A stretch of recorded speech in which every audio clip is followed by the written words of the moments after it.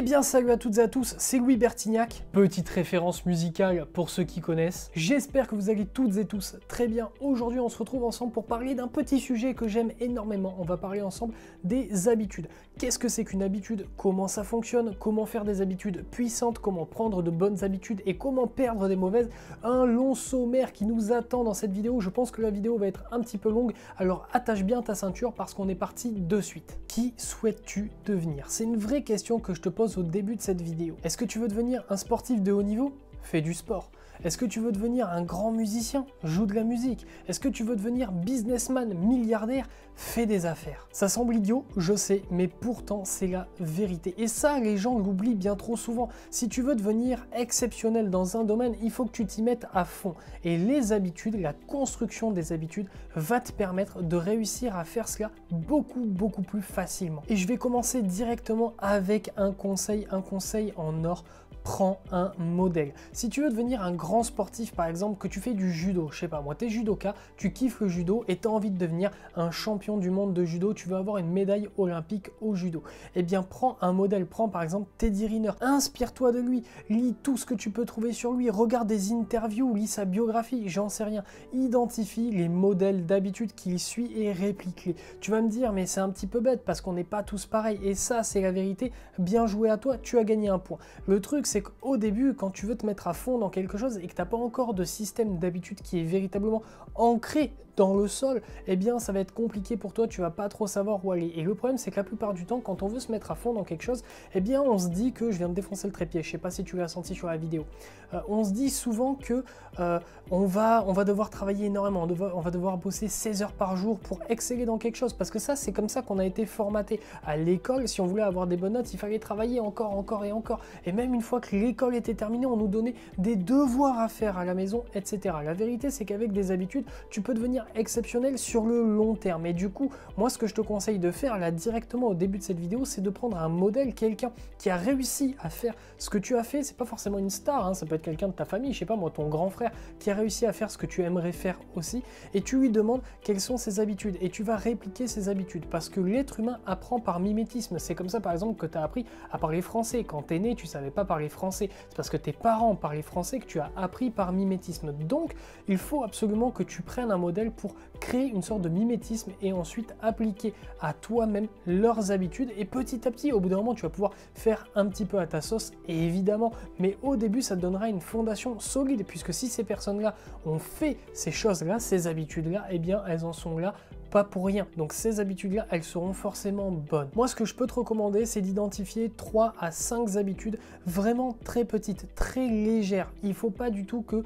un système d'habitude, par exemple dans une routine matinale, te prenne 5 heures dans la matinée. Non, non, non et non. Parce que si tu fais ça, qu'est-ce qui va se passer? Tu vas le faire un jour parce que tu vas être motivé, tu vas le faire 2 jours parce que tu seras toujours motivé, tu vas le faire 3 jours, ça va commencer à te faire chier. Le 4e jour, tu dors, tu fais pas tes habitudes et au final, eh bien, tu n'as rien fait du tout, tu n'as pas avancé. Donc vraiment, identifie 3 à 5 petites habitudes qui vont te permettre d'arriver à atteindre tes objectifs. Si par exemple tu veux devenir un coureur olympique qui tape un marathon en 25 minutes, c'est pas possible, on s'en fout, eh bien au début commence par faire une habitude. Par exemple, ce serait faire 5 minutes d'étirement, 5 minutes de course et un bon repas juste après. Voilà, tu as 3 habitudes qui vont te permettre d'atteindre au bout d'un moment cet objectif. Il faut vraiment que tes premières habitudes, elles soient simples, elles soient petites pour ne pas te dégoûter et pouvoir les appliquer sur le long terme, parce que c'est à force de les appliquer que ça va devenir des habitudes. Et plus elles seront faciles à appliquer, plus ça va être simple pour toi de créer un système d'habitude autour de ces actions. Ensuite, souvent, j'entends les gens me dire « oui, mais j'ai pas le temps ». Alors, c'est tout à fait possible que tu n'aies pas du temps.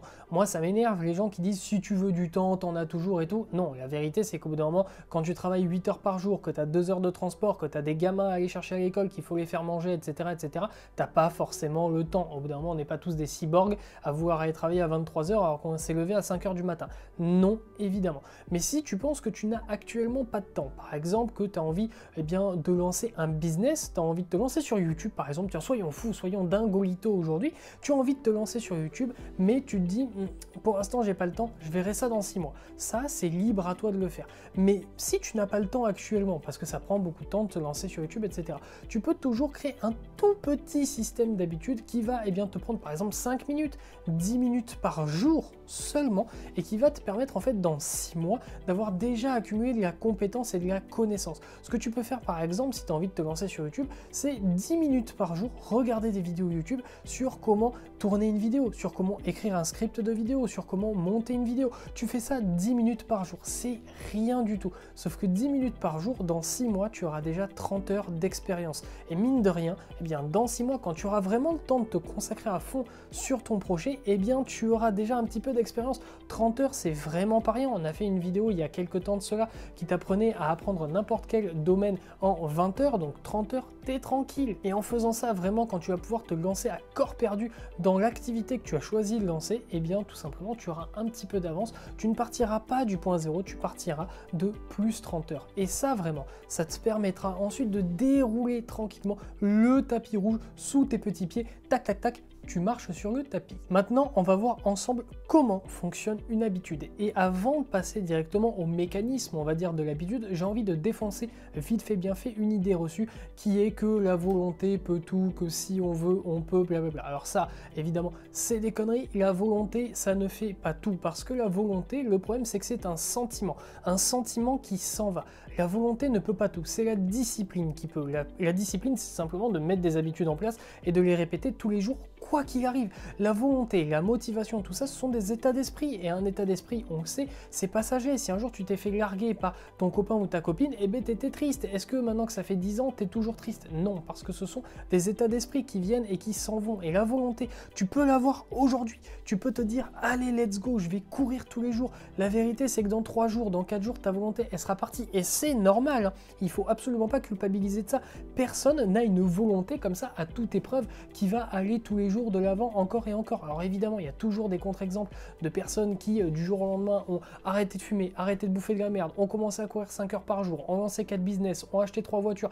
Oui, non mais d'accord, c'est très bien, mais ça, c'est une personne sur 1 million. La vérité, c'est que toi, si tu veux y arriver, évidemment, peut-être que tu fais partie de cette exception, et à ce moment-là, bravo à toi, mais la plupart des gens, la volonté ne suffira pas. Et les habitudes vont te permettre d'y arriver. Donc maintenant, on va passer au mécanisme de comment fonctionne une habitude. Parce que si on ne comprend pas comment ça fonctionne, bah forcément, ça va être compliqué d'en créer des bonnes et de perdre des mauvaises. Alors, une habitude, c'est tout simplement 4 étapes, les unes après les autres, et c'est toujours la même chose. La première chose, ça va être un signal déclencheur. La deuxième chose, ça va être une envie, l'envie de la récompense finale, qui sera la 4e étape. La 3e étape, ce sera une routine, des actions à exécuter qui vont être automatiques puisque c'est une habitude. Et enfin, 4e, ça va être la récompense finale. Maintenant, ce qu'il faut bien comprendre, c'est que toutes les connexions qui vont se faire dans notre cerveau, ça va passer par un chemin neuronal. Et en fait, ce qui va se passer, c'est qu'à chaque fois que tu vas faire une action, la même, tu vas renforcer un chemin neuronal. En fait, la première fois que tu vas faire quelque chose, je sais pas, la première fois que tu vas nager, par exemple, tu sais pas nager, eh bien, tes neurones vont imprimer un chemin qui va être de faire ça avec ta main, revenir en arrière, repartir en avant, lever la tête, etc., etc. Et au début, tu vas pas y arriver parce que ton chemin neuronal n'est pas construit. Donc du coup, ce qui va se passer, c'est que tes mouvements vont pas être fluides, etc., etc. Et à force de répétition, le chemin va se renforcer, il va s'étoffer et les actions vont devenir beaucoup plus simples. Et c'est exactement ce qui va se passer avec une habitude. En fait, au début, le déclencheur, il va venir et tu ne le connais pas encore. À la fin des 4 étapes, tu auras une récompense. Si cette récompense t'a plu, ce qui va se passer, c'est que le déclencheur va à nouveau se représenter à un autre moment. Et comme tu connais déjà la récompense et qu'elle t'a plu, le déclencheur va fonctionner sur toi. Ensuite, ce qui va se passer, c'est que l'envie va augmenter au fur et à mesure du temps. Au fur et à mesure que tu vas répéter les boucles d'itération, ton chemin neuronal va se renforcer et donc l'envie va devenir de plus en plus grande. Ça va même devenir au bout d'un moment une addiction. Ensuite, les habitudes, les routines que tu vas mettre en place pour faire l'action vont devenir des automatismes. Et enfin, la récompense va devenir le Saint Graal. Et une fois que tu auras eu cette récompense, qu'est-ce qui va se passer à ton avis? Eh bien, tu vas vouloir recommencer. Et là, si tu reconnais ce que je viens de te raconter, c'est tout simplement l'addiction à la nicotine. Lorsque tu fumes, le déclencheur, ça peut être n'importe quoi. Le moindre personnage qui fume dans la rue, dans un film, dans n'importe quoi, te donne envie de fumer. Ensuite, l'envie. L'envie, bon, pour le coup, l'addiction, je pense que c'est assez clair pour tout le monde. Les gens qui ont déjà fumé savent de quoi je veux parler. Ensuite, la routine, les habitudes. Bon, la plupart du temps, clairement, quand tu es fumeur, la clope, elle arrive dans ta bouche, tu sais même pas comment elle est arrivée là. Hop, elle est là, tu vois. Bon, voilà. Et enfin, la récompense, eh bien, tu la connais. Et à chaque fois, ça va se renforcer. Maintenant qu'on a vu ensemble le mécanisme d'une habitude, un déclencheur, une envie, une routine, une récompense, on va parler ensemble de la loi des 1%, de l'augmentation des 1%. Ce qu'en anglais on appelle le compounding effect. Il y a un livre extrêmement connu, je ne sais plus qui c'est qui l'a écrit, je crois que le nom de famille du mec c'est Hardy, je ne sais plus du tout c'est qui l'a écrit, mais c'est extrêmement connu, c'est un best-seller mondial, etc. En fait, le fait est que lorsque l'on augmente quelque chose de 1%, on a l'impression que ça change absolument que dalle. Mais au bout d'un moment, 1% par 1%, ça devient vraiment beaucoup. Pour créer une nouvelle habitude, il faut évidemment répéter une action encore et encore, la dite habitude. Sinon, eh bien, ce n'est pas une habitude. Je vais te donner un exemple. À ton avis, qu'est-ce qui est le mieux pour créer une habitude? L'habitude, par exemple, de courir. Est-ce qu'il vaut mieux courir 5 minutes tous les jours, du lundi au dimanche, ou courir 2 heures tous les samedis? Eh bien, il est évident que l'habitude va se créer en courant 5 minutes tous les jours. Pourtant, c'est beaucoup plus simple que de courir 2 heures tous les samedis. Et la plupart des gens choisissent pourtant instinctivement, on ne sait pas trop pourquoi, d'aller courir 2 heures tous les samedis pour créer une habitude plutôt que de courir 5 minutes tous les jours. Alors maintenant, parlons donc du fameux effet cumulé de l'augmentation de 1% sur ces habitudes tous les jours. Tu peux te dire que ça sert à rien, la vérité c'est que c'est absolument incroyable. Imaginons que mon objectif ce soit de courir un marathon. Le premier jour, ce que je vais faire, c'est que je vais aller courir 5 minutes. 5 minutes, c'est rien du tout. Et tous les jours, je vais augmenter de 1% le temps que je vais courir.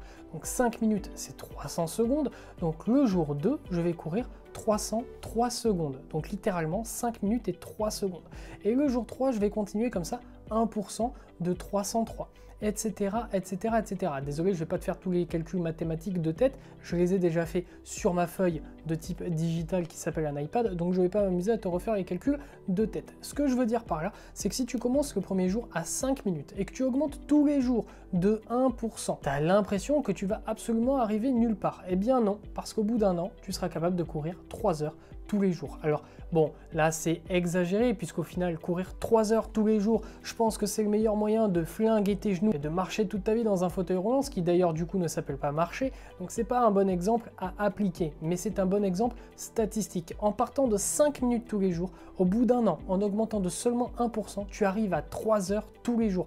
Et ça marche avec n'importe quoi. Deuxième petit exemple, si tu écris 250 mots, 250 mots c'est vraiment que dalle, ok? Tu écris 250 mots sur une feuille et tous les jours tu augmentes de 1%. Dans 6 mois, tu auras écrit l'équivalent de 125 pages d'un roman. Donc à présent, tu comprends véritablement que cette toute petite augmentation de 1% au final, qui a l'air comme ça tout à fait innocente, eh bien en vérité, elle est absolument game breakeuse. Elle va te permettre d'arriver à faire tout et n'importe quoi dans ta vie. Tu pars de 5 minutes de lecture par jour et dans un an, tu liras 3 heures par jour. Tu es pourtant la personne qui lit le moins au monde. Tu n'as vraiment pas besoin de te forcer pour lire 5 minutes, c'est pas très compliqué. Dans un an, en augmentant de 1% tous les jours, tu seras à 3 heures de lecture par jour. Alors maintenant, je vais tout simplement te donner une méthode extrêmement simple pour devenir n'importe qui que tu veuilles devenir. C'est très simple, c'est 4 petites étapes. Premièrement, tu identifies un domaine dans lequel tu as envie de devenir excellent. Deuxièmement, tu trouves la plus petite habitude qui soit, une habitude ridicule, toute petite, qui te prenne 5 minutes par jour. Troisièmement, tu commences à faire cette habitude dès aujourd'hui, pas demain, dès aujourd'hui, à un niveau extrêmement bas. Si tu as envie de devenir muscleur, tu as envie de devenir Schwarzenegger, tu es capable à l'heure actuelle de faire 10 pompes, tu n'en fais qu'une et tu augmentes tous les jours tout ça de 1%. Et dans 6 mois, je te garantis que tu seras meilleur que 97% de la population mondiale dans ton domaine. On va à présent voir ensemble comment prendre de bonnes habitudes et ensuite on verra comment en perdre de mauvaises et ensuite eh bien, on aura terminé la vidéo. Mais laisse-moi d'abord commencer par une petite histoire. On va parler ensemble de sport parce que ça parle à peu près à tout le monde. Tout le monde à un moment donné a fait du sport ou a eu envie de se remettre au sport. Imaginons qu'un matin tu te lèves de super bonne humeur. Tu te lèves de ton lit tranquillement, c'est pump up et tectonique et là tu ouvres tes volets et qu'est-ce qui se passe? Un délicieux petit soleil de printemps, pas d'été, de printemps, donc juste comme il faut, tu vois, t'es pas en train de mourir de chaud, t'es pas en train de dégouliner de partout, juste tranquille comme il faut, il fait beau, ça te réchauffe le cœur et la peau. Après une bonne petite douche un petit peu fraîche, juste ce qu'il faut, à hurler du Céline Dion à tue-tête parce que tu ne sais pas chanter, tu vas te sécher et tu passes devant ton miroir. Et là, qu'est-ce qui se passe? Ton image ne te plaît plus. Aïe, la gifle en plein visage. Ton corps n'est pas celui que tu avais il y a 10 ans. Et ça, t'en es pas fier. En temps normal, t'aurais pas réagi. Ou alors, ça t'aurait flingué ton moral. Mais aujourd'hui, il fait beau et tu es de bonne humeur. Et du coup, qu'est-ce que tu te dis en te regardant droit dans le miroir? aujourd'hui, je me remets au sport. Tu es plein d'espoir, plein de volonté et ni une ni deux, tu attrapes tes meilleures baskets défoncées parce que tu t'en sers jamais et qu'elles sont pourries et tu vas courir pour une petite séance de 1 heure sous le délicieux soleil du printemps. Pendant cette séance, tu te donnes à fond et à la fin, honnêtement, tu sens même pas la douleur alors que pourtant Dieu seul sait à quel point ça fait mal après des années d'arrêt de sport. Tu rentres chez toi, une nouvelle petite douche, c'est pas très écolo mais tant pis, tu changes ton répertoire, c'est pas du Céline Dion, c'est du Daniel Balavoine pour aujourd'hui et là, tu t'assois tranquillement sur ta canapé, tu allumes la télévision pour regarder une petite série Netflix et tu es fier de toi. Tu te dis putain, c'est bon, le changement c'est maintenant, comme dirait Emmanuel Macron, on est lancé, plus rien ne va m'arrêter. Je sais pas si c'est Macron ou Hollande. Je sais plus. Le lendemain, tu te réveilles. Quelques petites courbatures. Mais c'est pas grave parce que tu es toujours autant motivé. Tu t'en vas dehors, tu cours, même chose, grosse séance, tu rentres, t'es content, tu chantes sous ta douche, hop hop hop, t'es fier de toi. Le lendemain, tu te réveilles à nouveau et aïe!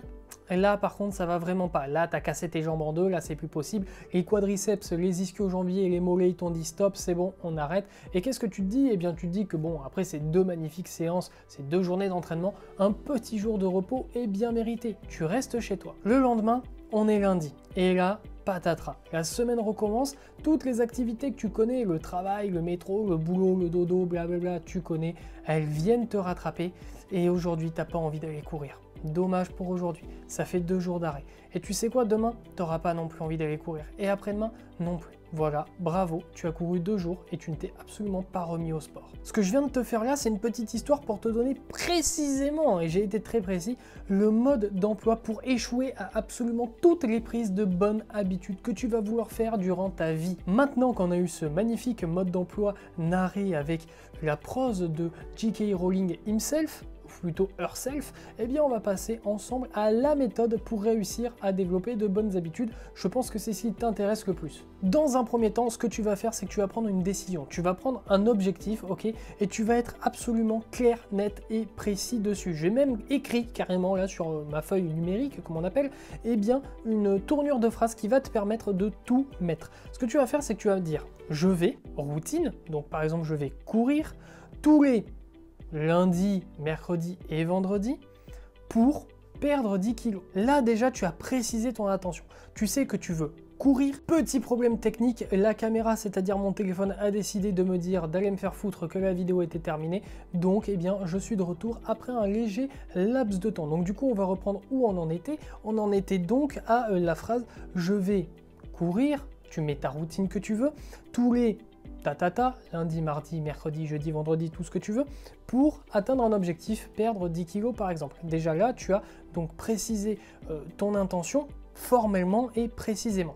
Là où ça va être très important, c'est d'être très clair et d'être très net sur les fréquences, notamment sur les heures. C'est-à-dire que tu peux te dire tous les lundis, mercredis, vendredis, mais c'est pas suffisant. Il faut que tu te dises vraiment tous les lundis, mercredis et vendredis entre 17h et 17h30. Il faut vraiment que tu aies un créneau horaire. Comme ça va te permettre ensuite, toi, dans ta vie de tous les jours, de t'organiser en fonction de ça. Maintenant, ce qu'on va faire, c'est qu'on va utiliser un des biais cognitifs humains les plus puissants. On va utiliser le biais de cohérence. Le biais de cohérence, c'est quoi? C'est tout simplement que notre esprit déteste ce qu'on appelle les dissonances cognitives. C'est-à-dire que si tu dis à quelqu'un que tu veux perdre du poids et que 5 minutes après, à côté de cette personne, tu bouffes une pizza, tu vas te sentir extrêmement mal parce que tu as dit quelque chose et que tu fais son opposé. On va dire que ça s'appelle une dissonance cognitive. Et donc, le biais de cohérence, il va nous servir dans le domaine des habitudes pour renforcer la cohérence qu'on va avoir et donc ne pas abandonner. Donc, ce que tu vas faire, c'est premièrement, tu vas dire à haute voix, à toi-même, droit dans le miroir, ton objectif, donc la phrase qu'on a vue juste avant avec la fréquence, etc. Ensuite, pour renforcer le biais de cohérence, ce que tu vas faire, c'est que tu vas l'écrire et tant qu'à faire, le placarder sur tous les murs qu'il y a chez toi,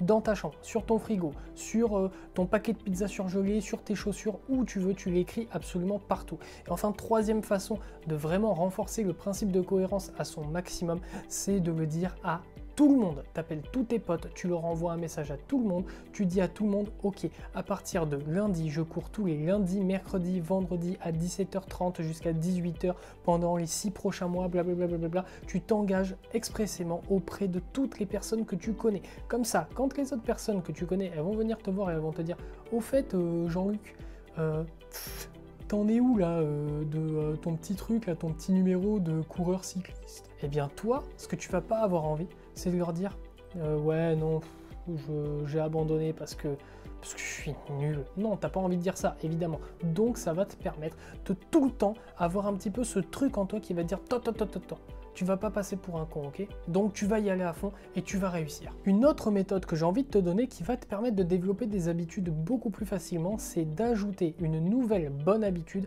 à un ancien déclencheur. Idéalement, un déclencheur d'une mauvaise habitude. Ce que tu vas faire, je vais t'expliquer très rapidement.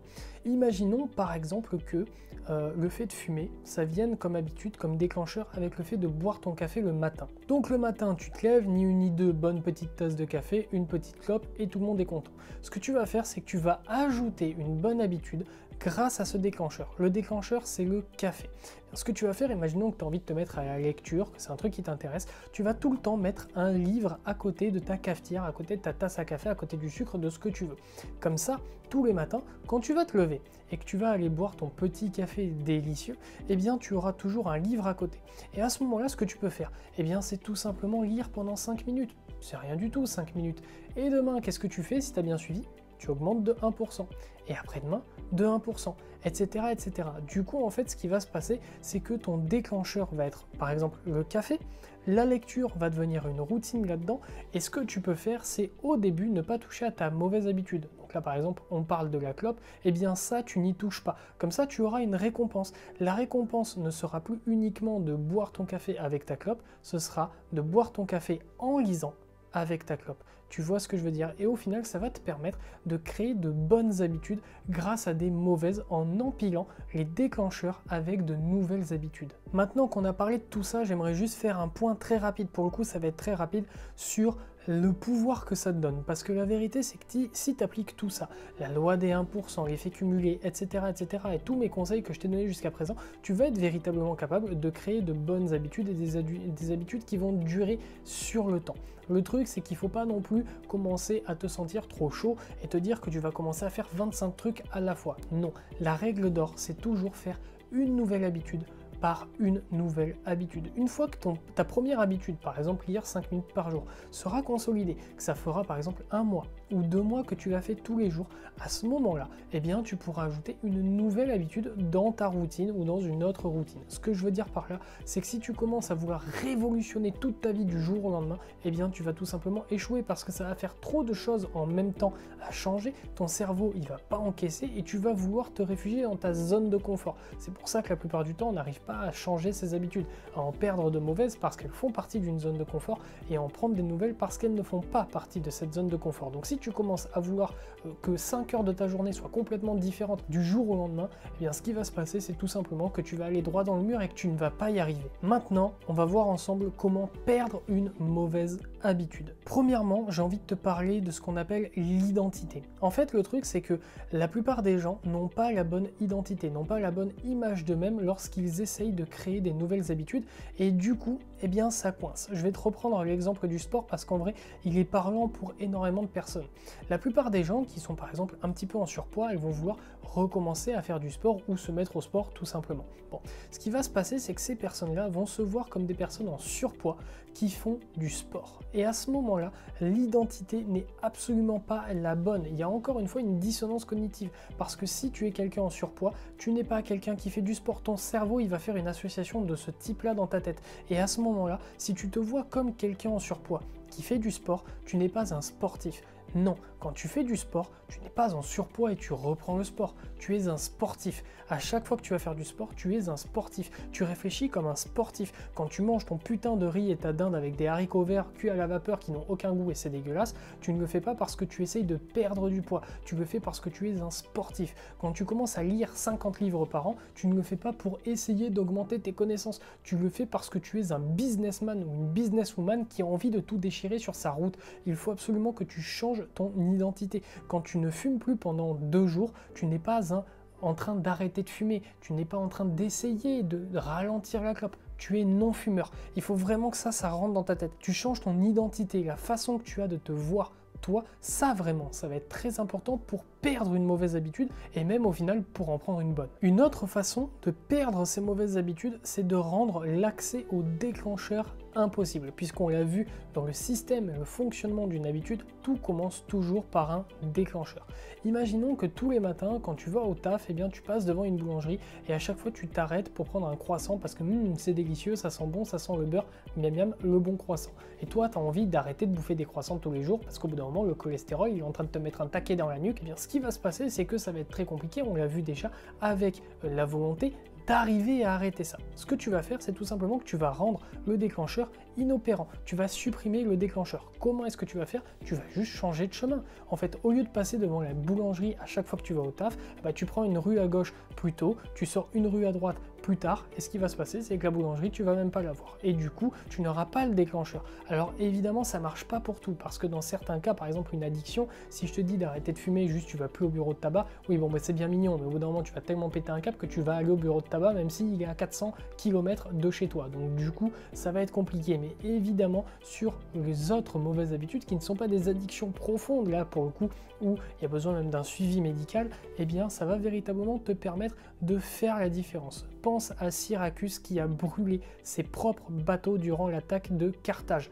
On est très loin en arrière, là on est dans les temps anciens, dans la Grèce antique, mais Syracuse, quand il a attaqué Carthage, il savait pas s'il allait gagner ou perdre, mais en tout cas il pensait qu'il allait perdre. Donc du coup, qu'est-ce qu'il a fait? Il a cramé tous ses bateaux, parce que de toute façon, comme ça au moins, il pouvait pas fuir. Donc le seul truc qu'il avait à faire, c'est d'aller se battre, et au final, il a gagné la bataille. Bravo à lui, félicitations, il est mort depuis 3000 ans, donc voilà. Mais tu vois ce que je veux dire. Le troisième élément pour perdre une mauvaise habitude, c'est tout simplement de modifier son environnement. L'environnement, pour le coup, ça fait tout, et ça marche aussi pour les bonnes habitudes. En fait, le fait est que la plupart du temps, quand tu as une mauvaise habitude, c'est parce que c'est lié à un environnement.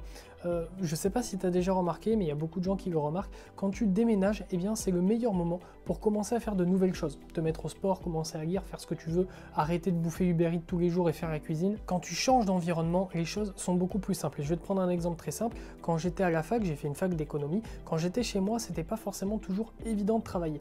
Pourtant, quand j'étais à la bibliothèque universitaire, je pouvais travailler 4 heures d'affilée et le temps passait très vite et j'étais complètement focus. Pourtant, je suis la même personne. Je veux dire, mes yeux, mon cerveau, les livres que j'avais devant mes yeux, les cours, c'était les mêmes.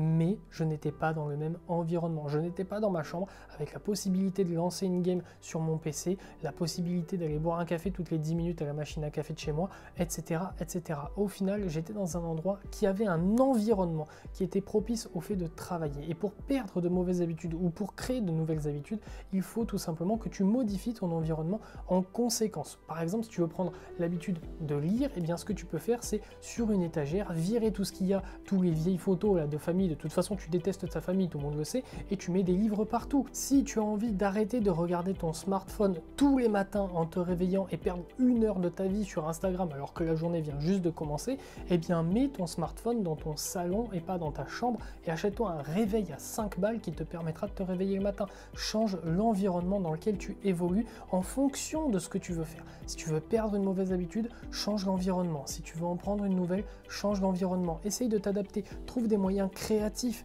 pourquoi pas, pour réussir petit à petit à créer un environnement qui va te permettre de devenir la personne que tu as envie de devenir. Voilà, c'est tout pour cette vidéo sur les habitudes. J'espère qu'elle t'a plu. Elle est longue et j'en ai bien conscience, mais en même temps le sujet est quand même assez vaste et je voulais pas bâcler la chose. Je voulais vraiment te faire une bonne vidéo qui va te permettre de déjà comprendre comment les habitudes fonctionnent, parce que c'est important, et d'arriver à prendre de bonnes habitudes et de perdre les mauvaises. C'était vraiment important pour moi d'essayer de te donner un contenu le plus dense possible pour que tu puisses avoir toutes les clés en main pour changer tes habitudes et être tout simplement, devenir la personne que tu as envie de devenir. C'est très important pour moi, donc j'espère que la vidéo t'a plu, j'espère que la vidéo t'a aidé. Si la vidéo t'a aidé, eh bien n'hésite pas à me le dire en commentaire, un petit pouce bleu, à t'abonner si ce n'est pas déjà fait. En attendant, nous on se dit à la semaine prochaine pour une nouvelle vidéo.